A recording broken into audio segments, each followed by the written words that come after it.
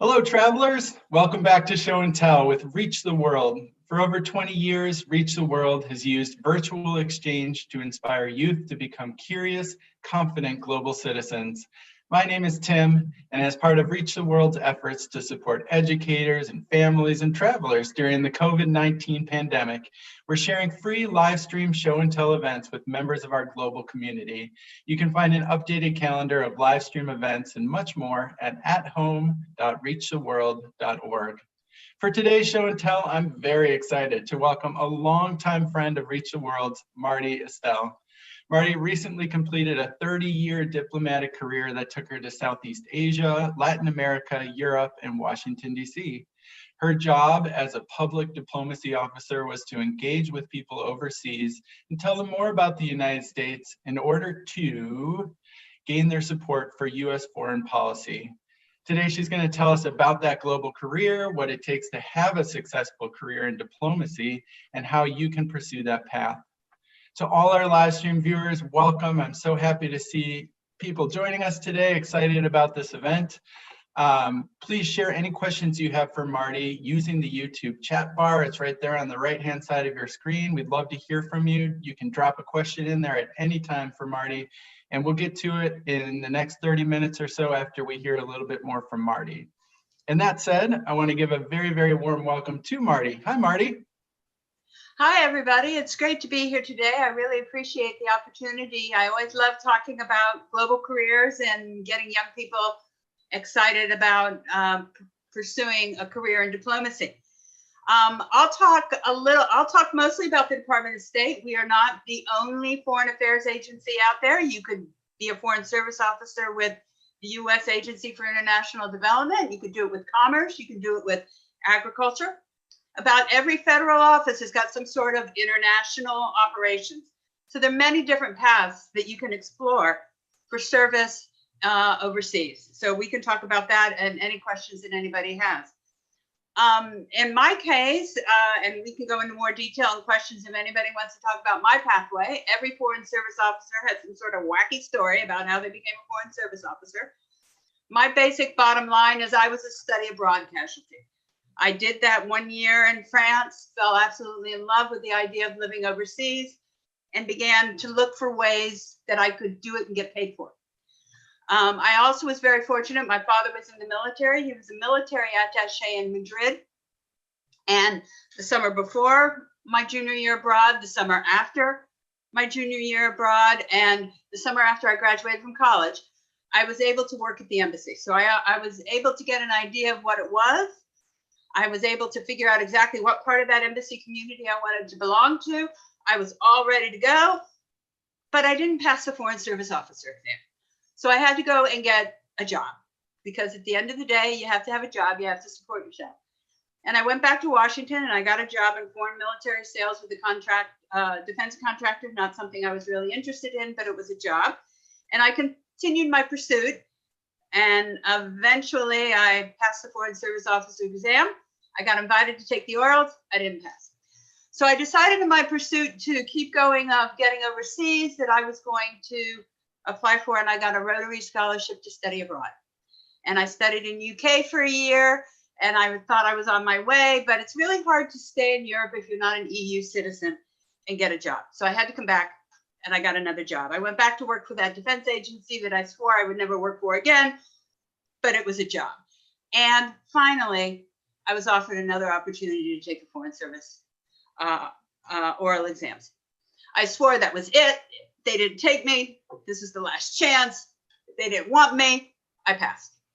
So at the age of 26, right before I turned 27, I was sworn into the U.S. Foreign Service. Whole line is to tell you, first of all, we value perseverance. Very few people get in on their first try. I was 26, 27, that's young. We rarely hire off of college campuses. The average age of a Foreign Service officer is 30-ish, some sort of work experience, a master's degree. None of that is required, but it kind of gives you a feel for the competition that you're working with. Now I'm going to try to share my screen here.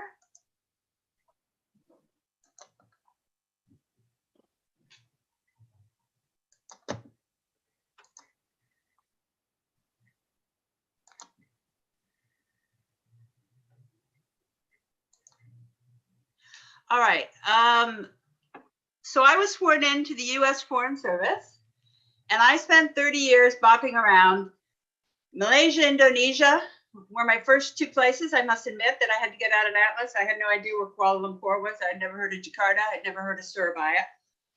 After 4 years in Southeast Asia, which I loved, I decided I'm not an Asianist. In order to be an Asianist, you really have to go deep in a funky language, or you change your language every time you move around. I'm not a linguist. So I said, send me anywhere to Spanish-speaking Latin America. 15 minutes in Tegucigalpa, another place I had to look that up on the atlas. I had no idea where it was. And I decided Latin America was for me. The language, the culture, the ability to work there, absolutely loved it, and spent most of my career in Latin America. Ecuador, El Salvador. Did get to go back to my beloved Spain.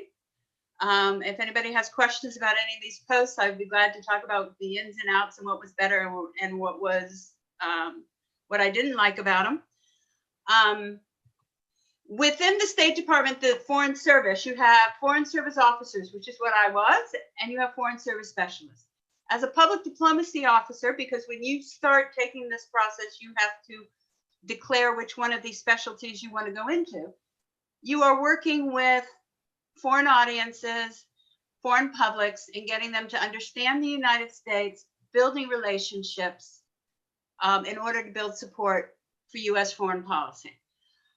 In order to do that, you have to get to know the audience that you're working with. You have to get to know the culture that you're in. You get to really figure out why people and countries do the things that they do. You get fascinated by things like in Indonesia, there's a gazillion words for rice, and why is that? And what does that tell you about Indonesian culture? Or the fact that in Spain, everybody talks in the subjunctive much more than any other country. What does that tell you about a country's culture? So for me, it was absolutely perfect.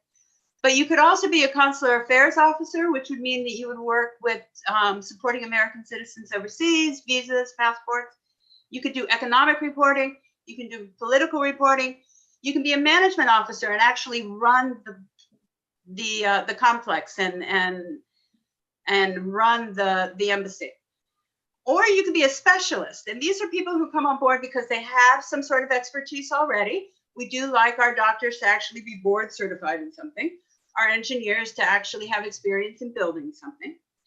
But I use this to remind people that there are more than one way of coming into the foreign service, and there are more than one kind of foreign service. There's also the civil service. These are our colleagues who work mostly in Washington, but not always. And we have offices in other parts of the country, particularly passport offices of diplomatic security. There is foreign affairs, and they do it on a wide range of everything you can think of, from non-proliferation to wildlife trafficking to trafficking in persons. The main difference between the Foreign Service and the Civil Service is our colleagues in the Civil Service get to become experts in a specific thing. We have a tendency in the Foreign Service to become mini experts in lots of things, but never to go really deep. That worked really well for my short-term, interest in things. Once I figured it out, I want to move on to something new. But there's a wide range of possibilities for to work at the State Department. Foreign Service, Civil Service, whatever you're studying, whatever you're thinking about, there is a way to serve. One of the things that I would like to focus on before I close and take your questions, instead of focusing on jobs, at this stage, you should be focusing on what skills you should be developing for a global career. Because your first job is probably not going to be your dream job. And but you have things that you can pick away and take away from that job that would really be useful in building an international career. And these are the ones that we look at.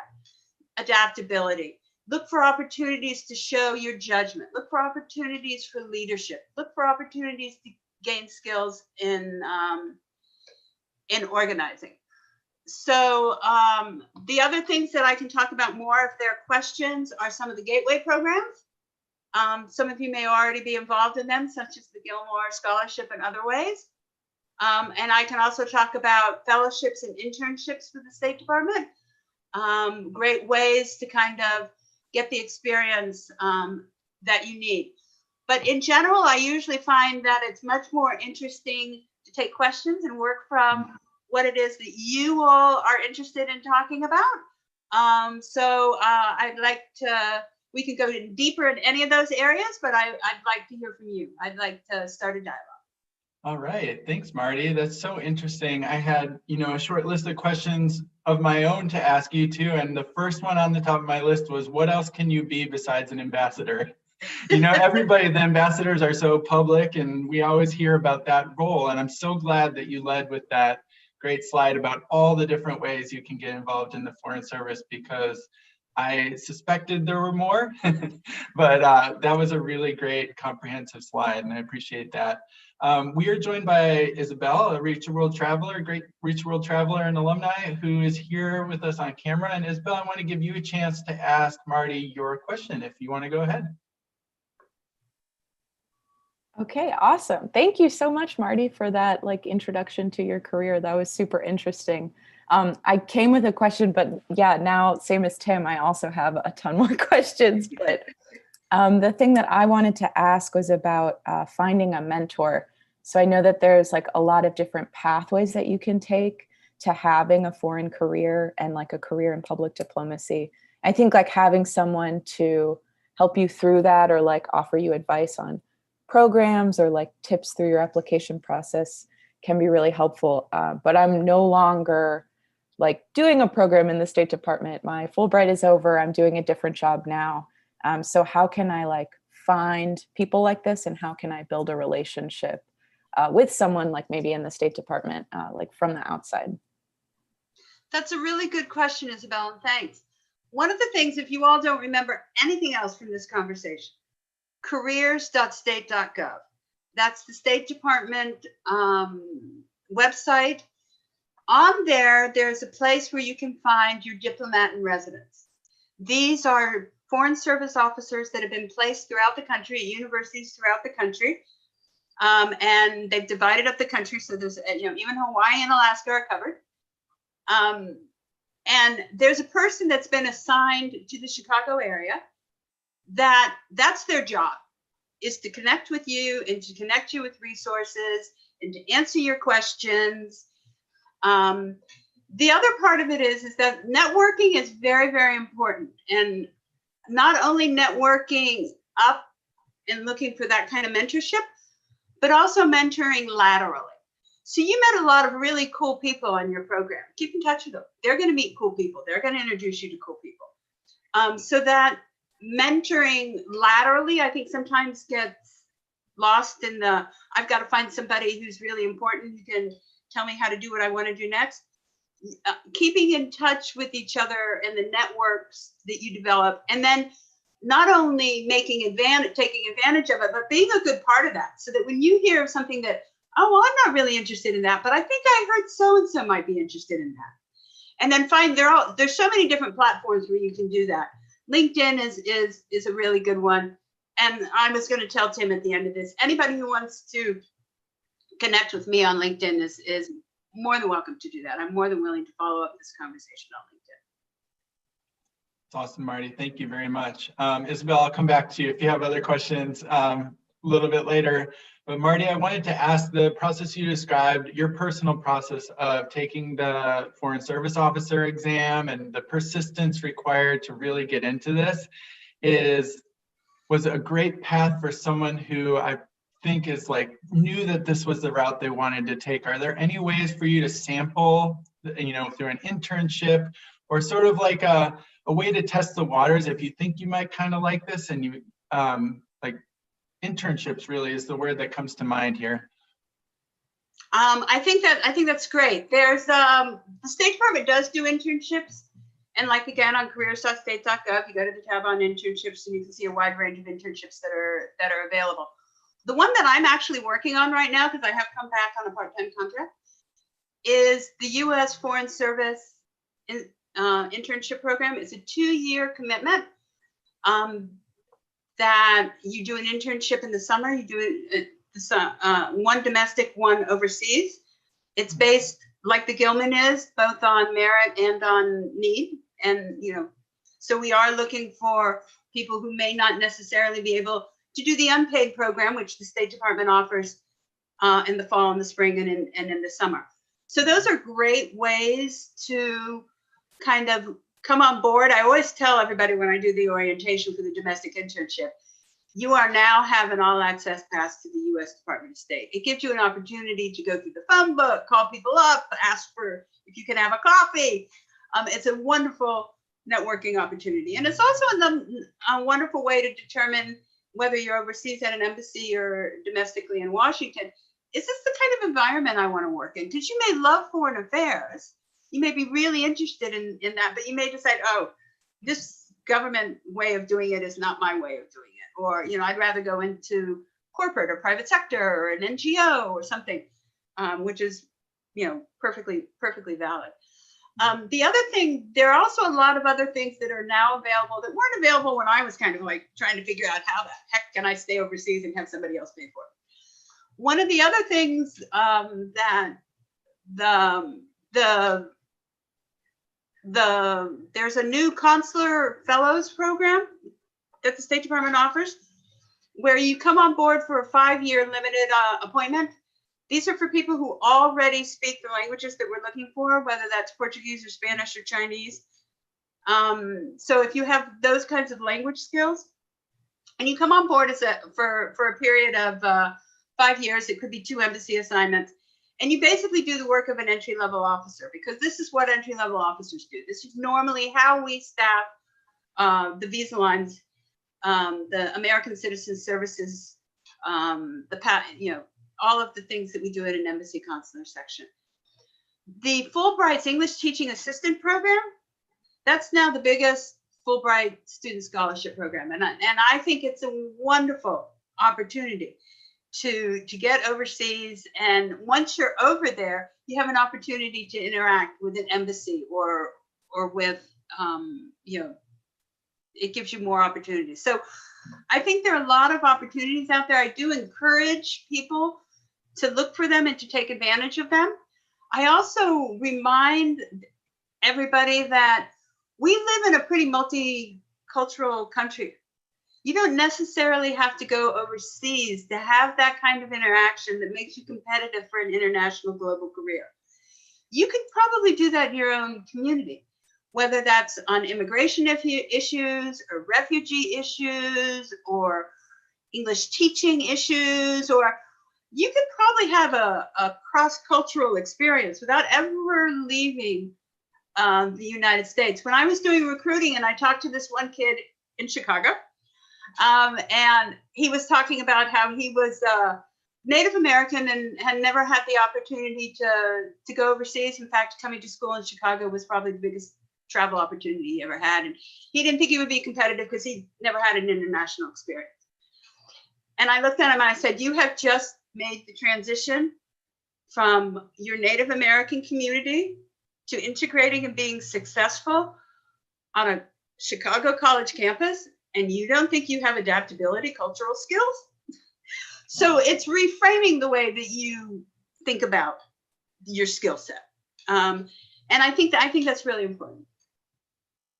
Great. I'm so glad you brought up the topic of language specifically, because that's an area of interest of our online audience. A lot of our Reach World travelers and others go abroad to perfect, or, I mean, does anybody ever perfect a language? But they work on their language, become more proficient on a language. And there's some curiosity amongst the group about what sort of need there is for specific languages within the State Department.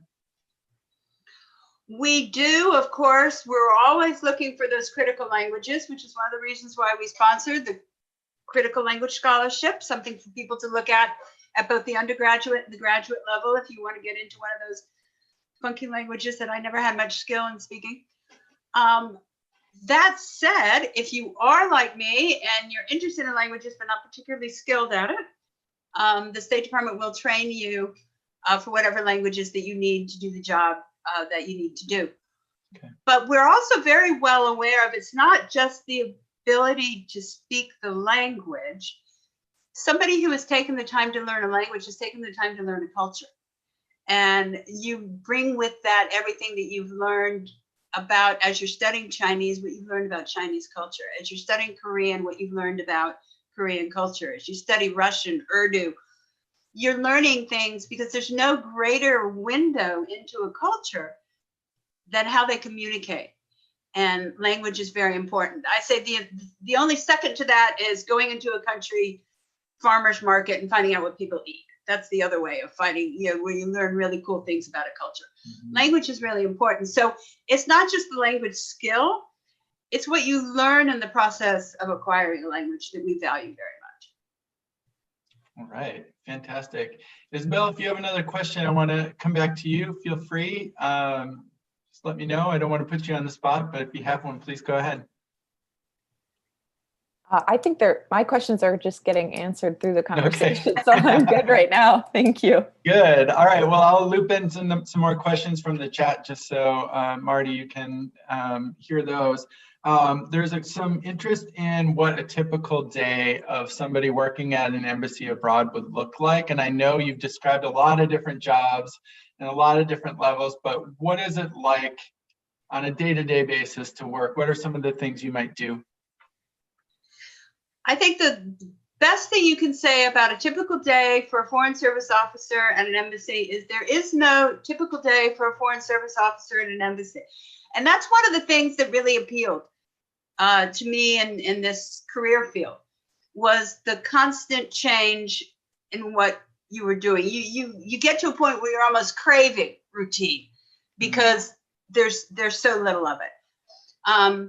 In the form of public diplomacy or in any embassy, you are led by an ambassador. So your day usually begins with, what does the ambassador want? Mm-hmm. What is the ambassador looking for? The ambassador, of course, is following directions from Washington. This is what Washington wants, because the role of an embassy is to inform Washington in the process of policymaking and to engage with the host country in order to get U.S. foreign policy advanced. So the day usually begins with, what does the ambassador want, and what can I do to support the ambassador? Okay, very good. And as sort of an extension of that question, I know you listed some traits that a successful foreign officer exhibits. Is there if you had to describe a typical person who is successful in this environment, what would they be like, or isn't there a typical person? I think we're an incredibly diverse group of people, but the selection process is geared towards a specific profile. And that profile includes the 13 dimensions, is what we call them, and that's also available on careers.state.gov. But that's that list that I was showing you. That's what we're trying to pull out, are those characteristics, those skill sets. So I think in general, we are all very skilled communicators. If I were going to pick on one thing that I heard repeatedly towards the end of my career from hiring managers and bosses, was the lack of emphasis on writing and the fact that this generation. So I would really encourage anybody who is serious about a foreign service career to really think about their writing skills and developing their writing skills. And of course, we all know the best way to develop writing skills is to read. But also, I think there's a sense of service. There's a sense of mission. You're mission driven. You want to do something. You need to have that dangling in front of you in order to get up every day and do the job. You have a feeling of what you do is important. I think that's something that we probably all share. I think there's a great deal of pride in being an American and being able to represent the United States abroad, and broadening that concept of what an American looks like or is, or people's concept of what America is. I think those are kinds of the characteristics that we share. We're an inquisitive bunch. We're a headstrong, opinionated bunch of people. But we've also learned how to channel that in a very bureaucratic organization. So I think it's very important for people to realize that the State Department is a bureaucratic organization. We're small by federal agency standards. There's 76,000 people that work for the State Department. 3/4 of those people, or 2/3 of those people, sorry, are foreign nationals who work in our embassies abroad. So the actual number of foreign service officers is actually, quite small. And so if you've got 75,000 people, 15% of those people are civil service, less than 20% are foreign service. So we're a small group. So that also means that we know how to work well as a team, because inevitably, no matter how much you don't like that person, you're going to run into them again in some aspect of your career. So you learn how to work well with a very diverse group of people. Great. And you also have to be willing. I think one of the biggest parts is that whole learning curve and being enamored with that learning curve. You come into a new job. You don't know anybody. You don't know anything about where you are. You are really feeling stupid. You begin to learn, okay, I've got this. I know how to do this. And you go up in that learning curve. And then you get to the point of, all right, I figured this out. What's the next place? You go to the next place. You're back at the bottom of that learning curve again. You feel stupid. You don't know what's going on. You don't know how to get things done. You don't know how to do things, but you are constantly in that circle. And if you are a kind of person who is rejuvenated by having that circle, then you'll do well in the foreign service. That sounds so much like what we hear from travelers who are studying abroad or going abroad for the first time, that super steep learning curve that, lots of people get really excited about, because you're really like developing as a person and experiencing new things. It's kind of thrilling. And like the study abroad opportunity, if you're somebody who is not, we're all afraid to get out of our comfort zones. But if you're somebody who is challenged by that, who is intrigued by that, you'll also do well in the foreign service, because you spend a lot of your time outside of your comfort zone. All right. Well, that's good advice. I have one other question, then Isabel, I'll give you a chance if you've thought of something. If not, it's okay. The community within the diplomatic corps for the United States seems kind of small, as you described it, relatively small. Is there a lot of interconnectivity amongst posts around the world? Do you interact? I know you have your consulate base wherever you're stationed, but do you interact with people at other posts around the world as well? It really depends on the focus of the country that you're in. Many of the places that I served were strictly bilateral posts, and really what we were concentrated on was what the host country wanted, which was very much along the lines of, what have you done for me lately and why aren't you doing more? If you've got a job at a multilateral position, if you're at a NATO or a UN kind of position, then we are in consultation with the other aspects, other embassies. I do think, and social media makes this exceedingly easy, we do communicate more. I'm part of a Foreign Service Women at State group. It gives us all an opportunity to share knowledge and share experiences and support each other. So I think technology just makes that easier to do. We do a lot more of that when we're overseas. When we're overseas, we're a very tight connected community. These are the people you live with. These are the people you work with. These are the people you socialize with. When you're in Washington, you have a tendency to revert to, like everybody else does, and you have your own families and your own friends and your own connections. But I do think we're a pretty tightly knit community.